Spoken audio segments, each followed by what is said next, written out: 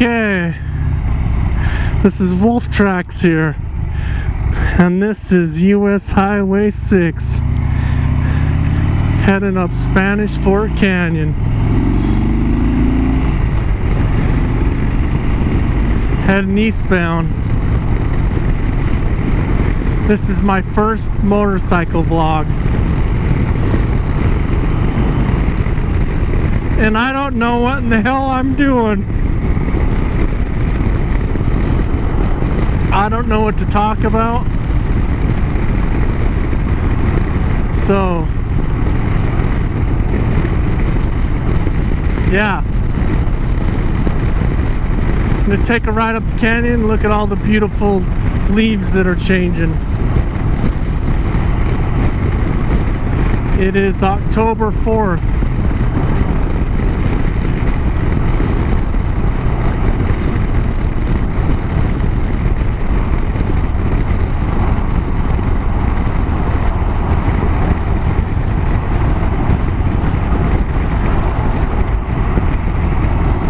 I just received this mic in the mail today and tested it out at home. Downloaded a video, works. So I guess I'm a motorcycle vlogger now. Look at that, they're getting a new Walmart neighborhood food market. They have one just down the hill, the super store, but this one has gas pumps. Yippee. This place is getting too crowded. Stop moving here, people. We don't want you.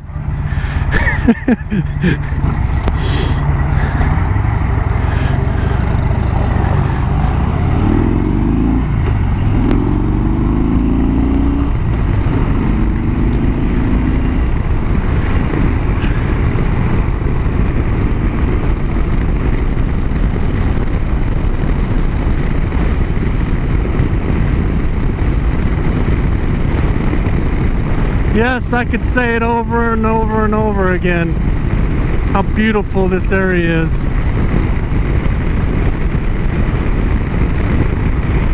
So if you want to follow me along,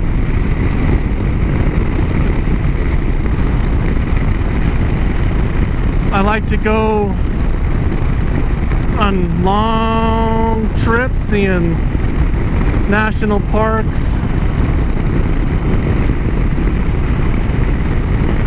just wherever. I don't know where this might take you, but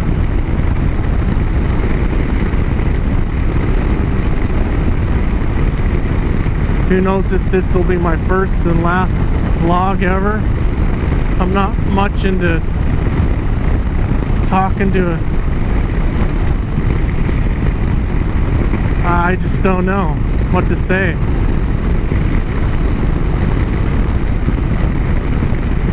Let's see if I have it in me to follow along with this journey.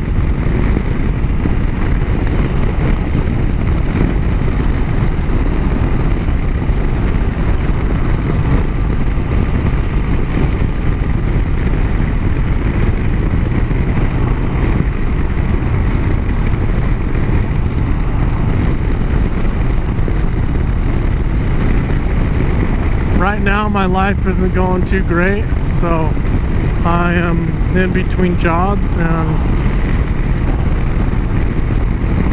so if I can't get a job and pay for this motorcycle, it's not going to happen very long.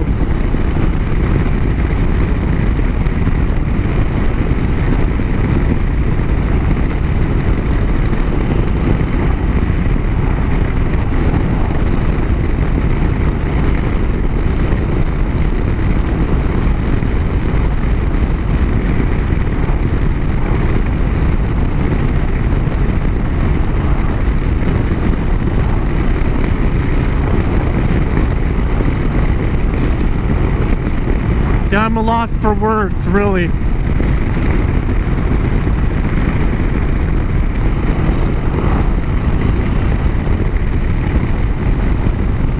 I don't know how you guys just can sit and ramble on and on about stuff. I'm just not much into talking, I guess. It's kind of weird.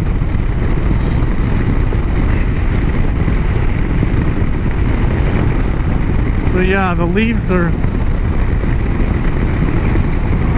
changing, have changed, lots of them.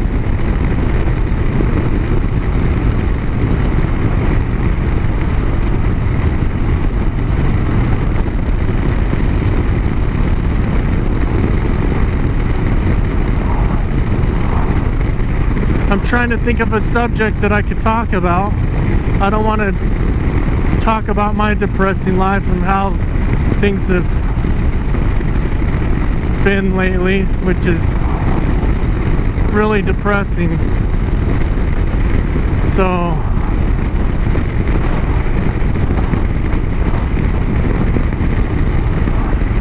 this state has a lot to offer. There's a lot of motor vloggers out there that would love to come to this state and see some of the national parks. There's been some that I've watched a lot of them, and nothing beats the real thing, I tell you. I feel fortunate and blessed.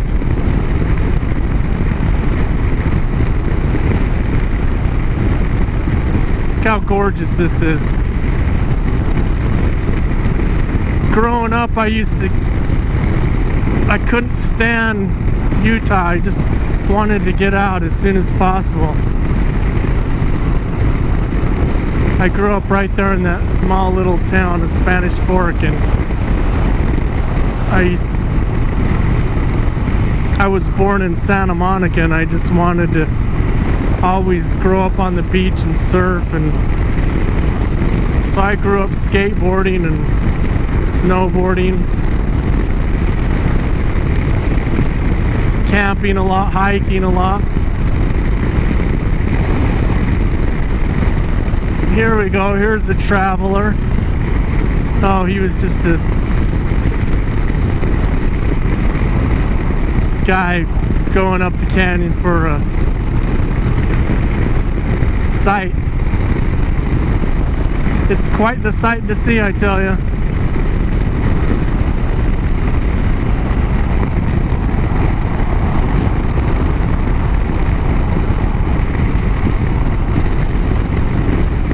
So I would love to take you on some epic rides. I have been down south on this motorcycle quite a few times. I can't even remember how many times, but so I'll tell you a little bit about my history. Just the past 5 years, I got into the over-the-road truck driving, and so 2 years ago, this is a 2015 Street Bob. I purchased this bike. I had no idea you didn't even need a motorcycle license to go to the Harley Davidson shop, and you know, they let me ride it right off the property. Well, before that, let me tell you about my motorcycle history. Just growing up as a young kid, some friends of mine had just small little bikes. The first time I tried riding a motorcycle was a little Yamaha or Kawasaki 50, you know, one of the smallest ones. I convinced the kid to let me get in the driver's seat, you know, and give it a shot. And he was in back, and I just laid back on the throttle, and we started out on the street, and right next, it was by his house, and there was a little dirt, you know, field, little dirt jumps, and I just laid on the throttle, and I turned. He he automatically reached for my arms and tried to reach up to the throttle, and it's probably why it made it worse. And I turned and I went up on the curb and ended up in the field and was, you know, kind of in the bumpy part of the field, just and the kid was freaking out trying to grab the brake, you know, and he was and then he got me to stop, you know, on the brake. I don't know if he got a hold of it or I did, and then he told me never again. He was flipping out, you know. It was kind of a rush, but yeah, I think that was my first time on a little teeny motorcycle, and I was, I don't know, 8 or 9. I was pretty young. I could have been, yeah, I would say 8 or 9, 10. And every once in a while I would jump on another kid's motorcycle. It was like a street Honda or something, a little bit bigger than that other one, and I think he would let me take it. I can't really remember. It's been so many years ago. So, and over the years, I think when I was around 21, I had jumped on dirt bikes here and there. Someone owned one, and they were, when I jumped on them later in my life, when there were 250s, you know, or a bigger dirt bike, I would always pop wheelies, you know, because I wasn't that experienced on them, and I always popped the clutch and seemed to pop up a wheelie.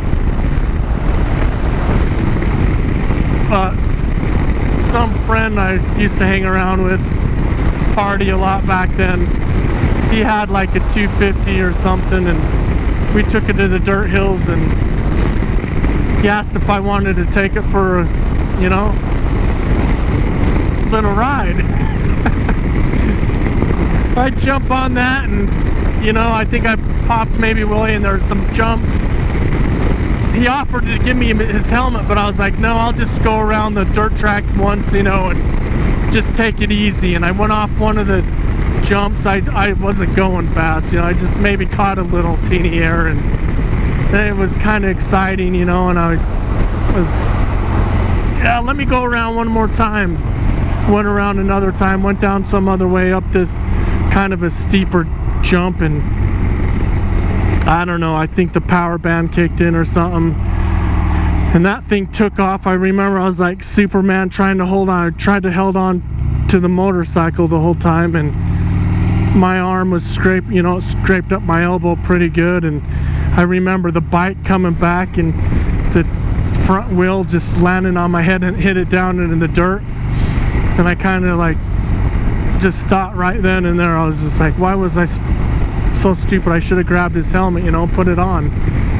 And then some other kid that was into dirt bikes, he was jumping, and you know, he was a freestyler, and he had all the pads and everything on. He had the look anyways, and he ran over and he looked at me, and I was on my knees, and he said, oh man, you okay? You know, he's asking me if I'm good, and I'm just like, yeah. I was just thinking, how stupid was I not to take the helmet? And he's just, I'm like, do I look okay in my face? And he's like, oh, it looks like you might need stitches right there in your lip, and some are pointed up by my eyebrow or something. I'm like, oh wow, you know, I was a little, you know, numb just when something happens like that so fast, and you're just not really feeling the pain. I had one of my friends run over to me. He's like, oh, do you have insurance? All he could care about was getting into some pain pills, you know, because I hung around the wrong type of people that just partied all the time, and he just wanted me to go to the hospital to get drugs. And so he got me up, and he started running me over to my Blazer, and it was just, from me jumping up really quick and running, it made me lose my vision. I started seeing, you know, the tunnel vision, and I went out, and he was like going down Center Street and like 100 miles an hour trying to get me to the Payson Hospital, and I was freaking out, telling him I'm losing my vision. Oh man, what's happening? It was just a crazy experience. So right before the hospital, my vision started coming back, and nothing major. I scraped up my elbow. That was pretty bad when they, you know, were just scrubbing out the dirt and trying to, you know, you have a huge road rash, you know, it was on the dirt, and it just, there's little bits of dirt in there, and they just sit and scrape away at it trying to remove all that crap. It was kind of annoying. And I'm not sure if they stitched my face or not. I can't remember. If they did, it was only 4 stitches or something, a couple here and a couple there. You know, I probably just told them put some butterfly bandages on there, you know. So